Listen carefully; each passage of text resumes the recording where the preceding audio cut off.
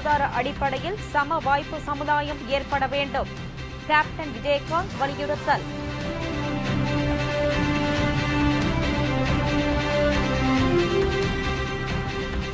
இளைஞர்களை போதை பழக்கத்திற்கு ஆளாக்கும் பாஜக அரசு. சோனியா காந்தி குற்றச்சாட்டு.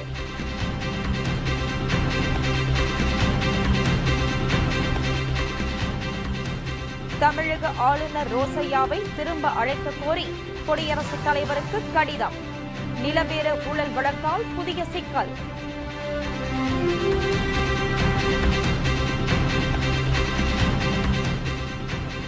தேர்தல் பிரச்சாரத்திற்கு போக மறுக்கும் நரேந்திர மோடி. பாஜக தேர்தல் களத்தில் சோர்வு.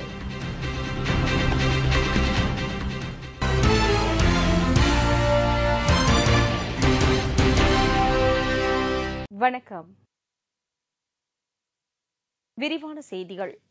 சமூக பொருளாதார அடிப்படையில் சம வாய்ப்பு சமுதாயம் ஏற்படவும் ஜனநாயகம் காப்பாற்றப்படவும் இந்த குடியரசு தின விழாவில் உறுதியேற்போம் என்று தேமுதிக நிறுவன தலைவர் கேப்டன் விஜயகாந்த் தெரிவித்துள்ளார். அவர் வெளியிட்டுள்ள குடியரசு தின வாழ்த்துச் செய்தியில், இந்தியா தனது 63வது குடியரசு தினத்தை கொண்டாடுகிறது. எத்தனையோ நாடுகள் சுதந்திரத்தையும் ஜனநாயகத்தையும் இழந்து தவிக்கின்றன. இடைக்காலத்தில் நெருக்கடி என்ற பெயரால் ஜனநாயகத்தை பறிகொடுத்தாலும் இந்தியா இன்றும் தனது ஜனநாயக அமைப்புகளை காப்பாற்றிக் கொண்டிருப்பதை ஒரு சாதனை என்று குறிப்பிட்டுள்ளார். சமூக ரீதியில் ஜாதி மதங்களால் பிரிந்தும் பொருளாதார ரீதியில் ஏழை பணக்காரர் என்ற வேறுபாடு அதிகரித்தும் வருவதை கண்கூடாக பார்ப்பதாக குறிப்பிட்டுள்ள கேப்டன், நாடு சுதந்திரம் பெற்றதில் இருந்து வறுமை ஒழிப்பிற்காக மத்திய மாநில அரசுகள் போட்டி போட்டுக்கொண்டு பல்வேறு திட்டங்களை அறிவித்தாலும் இந்த திட்டங்கள் வெறும் காகித அறிவிப்புகளாகவே இருந்து வருவதாக குற்றம் சாட்டியுள்ளார்.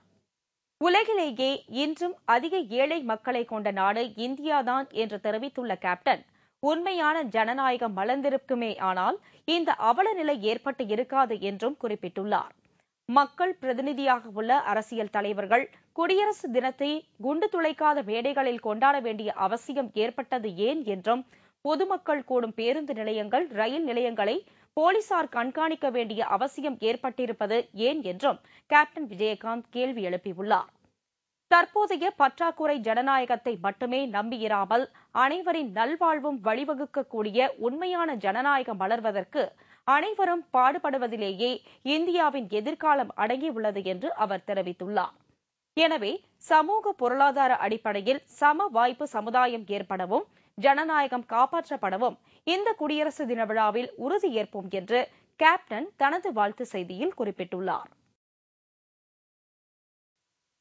பஞ்சாப் மாநிலத்தில் போதிய வேலையும் வருமானமும் இல்லை என்ற ஏக்கத்தில் ஏராளமான இளைஞர்கள் போதை மருந்திற்கு அடிமையாகி வருவதாக காங்கிரஸ் தலைவர் சோனியா காந்தி குற்றம் சாட்டியுள்ளார். பஞ்சாப் சட்டமன்ற தேர்தலில் போட்டியிடும் காங்கிரஸ் வேட்பாளர்களுக்கு சோனியா காந்தி ஆதரவு திரட்டி வருகிறார். அங்குள்ள சம்ராலாவில் நடந்த தேர்தல் பிரச்சார கூட்டத்தில் பேசிய அவர், பஞ்சாப் மாநிலம் மேலும் மோசமடையாமல் தடுக்க காங்கிரசிற்கு வாக்களிக்குமாறு கேட்டுக் கொண்டார்.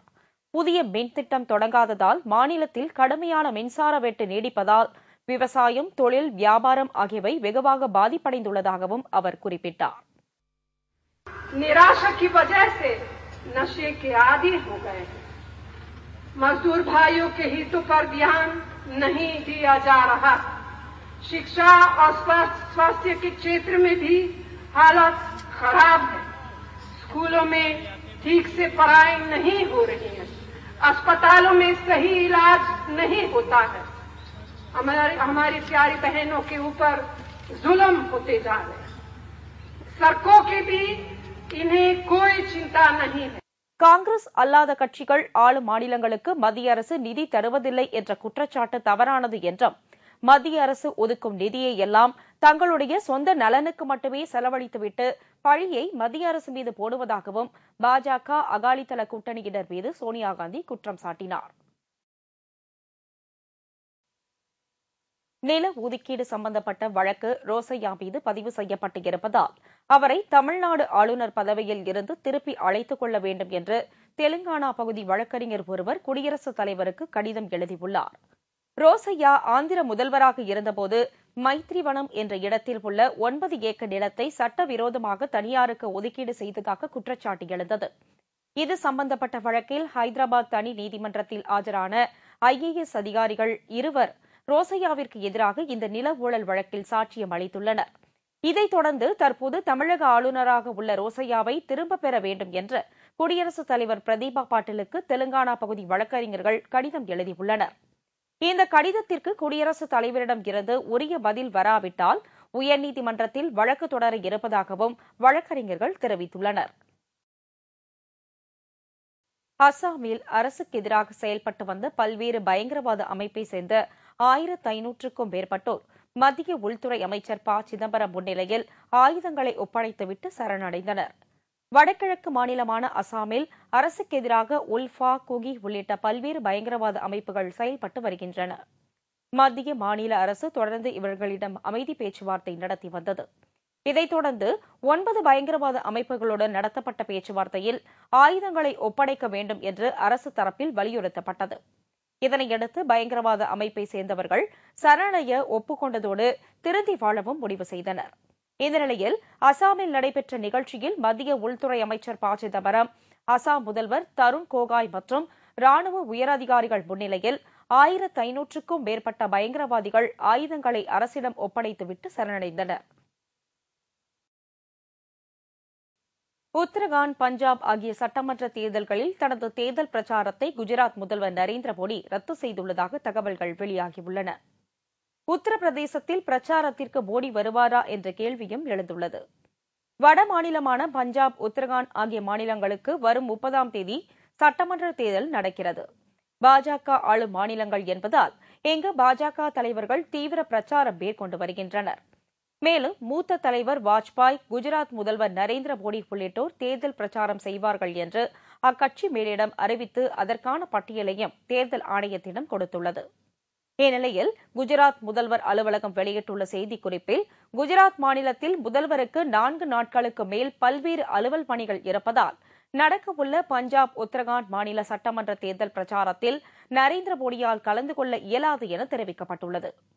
இதற்கிடையே உத்தரப்பிரதேசத்தில் மோடி பிரச்சாரம் செய்ய வருவாரா என்ற கேள்வியும் எழுந்துள்ளது. பாஜகவின் முக்கிய தலைவர்கள் இருக்கையில் உமா பாரதியை உத்தரப்பிரதேச முதல்வராக்க மேலிடம் முயற்சிப்பதை கட்சியின் மூத்த தலைவர்கள் சிலர் எதிர்ப்பு தெரிவித்து வருகின்றனர். மத்திய அரசு ஒதுக்கீடு செய்யும் நிதியை உத்தரகாண்ட் மாநில பாஜக அரசு வளர்ச்சி திட்டங்களுக்கு செலவிடாமல் வீணடித்து விட்டதாக மத்திய நிதியமைச்சர் பிரணாப் முகர்ஜி குற்றம் சாட்டியுள்ளார். உத்தரகாண்ட் மாநிலத்தில் வருகிற 30ஆம் தேதி சட்டமன்ற தேர்தல் நடைபெறவிருப்பதை முன்னிட்டு மத்திய நிதியமைச்சர் பிரணாப் முகர்ஜி அங்கு தீவிர தேர்தல் பிரச்சாரம் செய்து வருகிறார். தேர்தல் பிரச்சாரத்திற்கு இடையே செய்தியாளர்களை சந்தித்த பிரணாப் முகர்ஜி, உத்தரகாண்ட் மாநிலத்தில் வளர்ச்சி திட்டங்களுக்காக மத்திய அரசு ஒதுக்கீடு செய்த நிதியை பாஜக அரசு உரிய திட்டங்களுக்கு செலவிடாமல் வீணடித்து விட்டதால் மாநிலத்தின் வளர்ச்சி வெகுவாக குறைந்துவிட்டது என்றும், இதில் மத்திய அரசின் நிதியை ஆட்சியாளர்கள் கையாடல் செய்துள்ளனர் என்றும் குற்றம் சாட்டினார். Despite the massive central assistance they have received, they have not been able to spend those resources for the development of the people of this beautiful land. இதனிடையே மத்திய காங்கிரஸ் கூட்டணி ஆட்சி பின்பற்றி வரும் உறுதியற்ற கொள்கை தீவிரவாதிகளை ஒடுக்கும் பாதுகாப்பு படையினரை ஒழுக்கக்கேடான செயல்களில் ஈடுபட வைப்பதாக பாஜக செய்தி தொடர்பாளர் ஜவடேகர் குற்றம் சாட்டியுள்ளார். बार बार पुलिस और सुरक्षा एजेंसियों पर वो कटाक्ष करेंगे तो आखिर दिग्विजय जी क्या है? हर मैजिस्ट्रेट वॉइस है ना, तो वो तो सोनिया की मन बोलते हैं, वो कांग्रेस अध्यक्ष का वो एक तरह से प्रवक्ता है अध्यक्ष जी का। तो इसका मतलब है कि सरकार की, कांग्रेस की नीति जो है, राजनीति है, उसके कारण सुरक्षा बलों का मनोबल गिर गया है. நாளை குடியரசு தினம் கொண்டாடப்படுவதை முன்னிட்டு நாடு முழுவதும் உச்சக்கட்ட பாதுகாப்பு ஏற்பாடுகள் செய்யப்பட்டு வருகிறது. குடியரசு தினம் நாளை நாடு முழுவதும் கொண்டாடப்பட உள்ளது. இதையொட்டி டெல்லியில் 25,000 போலீசார் பாதுகாப்பு பணியில் ஈடுபடுத்தப்பட்டுள்ளனர். டெல்லியில் குடியரசுத் தலைவர் பிரதீபா பாட்டீல் தலைமையில் ராணுவப் படை, கடற்படை, விமானப்படை உள்ளிட்ட அனைத்து காவல் பிரிவு படைகளின் பிரம்மாண்ட அணிவகுப்பு மற்றும் பேரணி நடைபெறவுள்ளது. இதனால் அப்பகுதியில் விமானங்கள், ஹெலிகாப்டர்கள் பறக்கவும் தடை விதிக்கப்பட்டுள்ளது. தீவிரவாதிகள் அசம்பாவித சம்பவங்களில் ஈடுபடக்கூடும் என்ற அச்சம் காரணமாக குடியரசு தினத்தை முன்னிட்டு நாடு முழுவதும் பலத்த பாதுகாப்பு போடப்பட்டுள்ளது. குறிப்பாக நாட்டில் உள்ள அனைத்து ரயில் நிலையங்கள், பேருந்து நிலையங்கள் மற்றும் விமான நிலையங்களில் ஆயுதம் ஏந்திய போலீசார் பாதுகாப்பு பணியில் ஈடுபட்டு வருகின்றனர். சென்னை சென்ட்ரல் ரயில் நிலையத்தில் 5 அடுக்கு பாதுகாப்பு போடப்பட்டுள்ளது. பயணிகள் மற்றும் அவர்களது உடைமைகள் மெட்டல் டிடெக்டர் சோதனைக்கு பின்னரே ரயில் நிலையத்திற்குள் அனுமதிக்கப்படுகின்றன. மேலும் கண்காணிப்பு கேமராக்கள் பொருத்தப்பட்டு சிசிடிவி மூலம் கண்காணிக்கப்படுகிறது. ரயில் நிலையம் மட்டுமின்றி மக்கள் அதிகம் கூடும் பகுதிகளான பேருந்து நிலையம், விமான நிலையம், முக்கிய கோவில்கள், வணிக வளாகங்கள் போன்ற இடங்களில் போலீசார் தீவிர ரகசிய கண்காணிப்பில் ஈடுபட்டு வருகின்றனர். இந்த பாதுகாப்பு ஏற்பாடுகள் நாளை மறுநாள் வரை நீடிக்கும் என்று சென்னையில் 25,000 போலீசார் பாதுகாப்பு பணியில் ஈடுபட்டுள்ளதாக அதிகாரிகள் தெரிவித்துள்ளனர். இதனிடையே சென்னை மெரினா சாலையில் குடியரசு தின விழா அணிவகுப்பு ஏற்பாடுகள் தீவிரமாக நடந்து வருகின்றன. சுரங்க ஊழல் தொடர்பாக தம் மீது போடப்பட்டுள்ள வழக்கை விசாரிக்க கர்நாடக உயர்நீதிமன்றம் வழங்கிய அனுமதியை ரத்து செய்ய கோரி மத்திய வெளியுறவுத்துறை அமைச்சர் எஸ்.எம். கிருஷ்ணா உச்சநீதிமன்றத்தில் மனு தாக்கல் செய்துள்ளார். கர்நாடக மாநிலத்தில் சட்டவிரோதமாக நடந்து வரும் சுரங்க ஊழலில் ஏராளமானோருக்கு தொடர்பு இருப்பதாக லோக் ஆயுக்தா நீதிமன்றத்தில் புகார் தெரிவிக்கப்பட்டது. குறிப்பாக மத்திய வெளியுறவுத்துறை அமைச்சர் எஸ்.எம். கிருஷ்ணா கர்நாடக மாநில முதலமைச்சராக இருந்த காலகட்டத்தில் நடைபெற்ற சுரங்க ஊழலில் அவருக்கு தொடர்பு இருந்ததாக குற்றச்சாட்டு எழுந்தது. மேலும் கர்நாடக முன்னாள் முதலமைச்சர்களாக இருந்து தரம்சிங் மற்றும் குமாரசாமி ஆகியோருக்கும் இந்த ஊழல் வழக்கில் தொடர்பு இருப்பதாக கூறி கர்நாடகாவை சேர்ந்த சமூக ஆர்வலர் ஒருவர் பெங்களூர் லோக் ஆயுக்தா நீதிமன்றத்தில் புகார் தெரிவித்துள்ளார். இந்த புகாரின் அடிப்படையில் லோக் ஆயுக்தா போலீசார் அமைச்சர் எஸ்.எம். கிருஷ்ணா மற்றும் 3 பேர் மீது வழக்கு பதிவு செய்தனர். இந்த வழக்கை ரத்து செய்ய கோரி கர்நாடக உயர்நீதிமன்றத்தில் தாக்கல் செய்யப்பட்ட எஸ்.எம். கிருஷ்ணாவின் மனுவை விசாரித்த நீதிபதிகள் லோக் ஆயுக்தா போலீசார் சுரங்க ஊழல் தொடர்பாக எஸ்.எம். கிருஷ்ணாவிடம் விசாரணை நடத்தலாம் என்று உத்தரவிட்டதால் அவருக்கு இந்த வழக்கில் பின்னடைவு ஏற்பட்டது.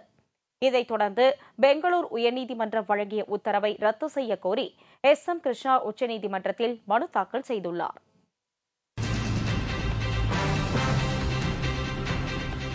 தனியார் கல்லூரியில் படித்தவர்களுக்கு அரசு வேலை கொடுக்கக்கூடாது, செவிலியர்கள் போராட்டம்.